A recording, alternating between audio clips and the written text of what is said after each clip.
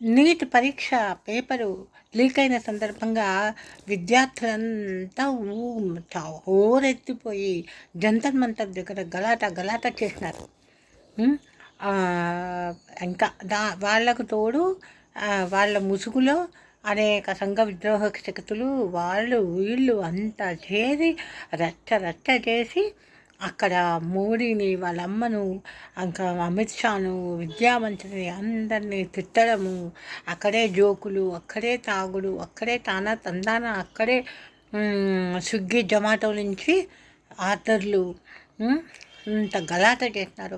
ఊర్ల నుంచి బీహార్ నుంచి ఒరిస్సా నుంచి తరలిపోయినారు. ఇది ఒకరోజు 2 రోజుల్లో జరిగిన విషయం కాదు.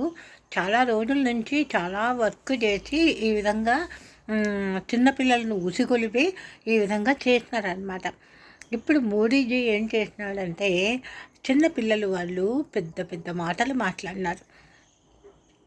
మోడీ వాళ్ళ అమ్మ యొక్క క్యారెక్టర్ను కూడా చాలా అన్యాయంగా గలీజ్గా మాట్లాడినారు.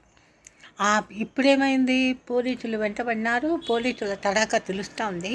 అందరూ ఇప్పుడు క్షమాపణలు, నేనేదో ఆ రోజు అక్కడికి వచ్చినాను, వాళ్ళని చూసి ఇన్ఫ్లుయెన్స్ అయినాను, అందుకే నేను ఈ విధంగా మాట్లాడినాను, నాది గల్తీ అయిపోయింది, నన్ను క్షమించండి అని కన్నీటితో వీడియోలు పెడుతున్నారు. చిన్నపిల్లలు కదా, వాళ్ళకి ఏం తెలుసు, పెడుతున్నారు వీడియోలు. అందులో నాకు ఆశ్చర్యం కలిగించిన విషయం ఏంటో తెలుసా, ఒక అమ్మ ముసుగు వేసుకుంది, మొహం కనపడకుండా మొహం ఇట్లా వెనక్కు తిప్పుకుంది. ఆమె చెబుతుంది, మోడీజీ మీరు పెద్దవాళ్ళు, ఎప్పటికైనా పెద్దవాళ్ళది పెద్ద మనసు ఉంటుంది, చిన్న పిల్లలు వాళ్ళకి బుద్ధి జ్ఞానం లేదు, వాళ్ళు నోటికి వచ్చింది మాట్లాడతారు, మీరు ఆమెను ఇటువంటి పిల్లలను క్షమించి మీరు మీ పెద్ద మనసును దాటుకున్నారు, వాళ్ళ పిల్ల ఇట్లా మాట్లాడినందుకు అమ్మ పశ్చాత్తాపడుతూ ఉంది. అమ్మ సారీ, పిల్ల సారీ చెప్పింది, అమ్మ సారీ చెప్తా ఉంది. నా కూతురు జన్మదినం ఈరోజు, నా కూతురు నిజమైన జన్మదినం మీరు ఇచ్చినారు, నా కూతురికి నిజమైన జన్మ ఈరోజు, నా కూతుర్ని క్షమించినారు. ఈ పిల్లలంతా మీరు గోదు తీసుకోండి, అంటే మీరు ఏమంటారు దత్తత తీసుకోండి, వీళ్ళ వీళ్ళ ఏంటి భవిష్యత్తుకు మీ చేతుల్లోకి తీసుకోండి, వాళ్ళని తీర్చిదిద్దండి అని చెబుతా. ఎంత మంచి మాట చెప్పింది తెలుసా. 10 నుంచి 20 సంవత్సరాల పిల్లల వరకు మళ్ళా ఇన్స్టాగ్రామ్ కానీ, ఫేస్బుక్ కానీ, ఇంకేంటి వాట్సాప్ కానీ, ఇవేవి వాళ్ళ అందుబాటులో రాకుండా చేయండి మోడీజీ ప్లీజ్ అని ఆమె వేడుకుంటా ఉంది.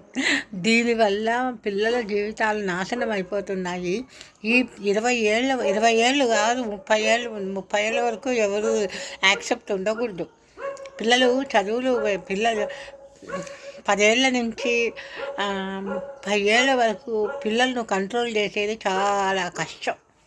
ఎంత మంచి మాట అడిగిందంటే ఆమె, నాకు చాలా సంతోషం వేస్తుంది. మోడీజీ ఈ పని చేయండి, 10 నుంచి 20 ఏళ్ళ వరకు పిల్లలకు ఫేస్బుక్లో కానీ, ఇన్స్టాగ్రామ్లో కానీ, వాట్సాప్లో కానీ అలౌ చేయకుండా చేయండి. వాళ్ళకు ఎంట్రన్స్ ఉండకూడదు, వాళ్ళు ఫేస్బుక్ వాళ్ళకి అలవ్ ఉండకూడదు అని చెప్పింది. ఆ మాట నాకు చాలా నచ్చింది. అందరూ అదే ఫీల్ అవుతున్నారు, వీటి వల్లే పిల్లలు అంతా పాడైపోతున్నారు అని. నాకు చాలా సంతోషం వేసింది. నిజమే కదా, మీకు కూడా అలానే అనిపిస్తుందా?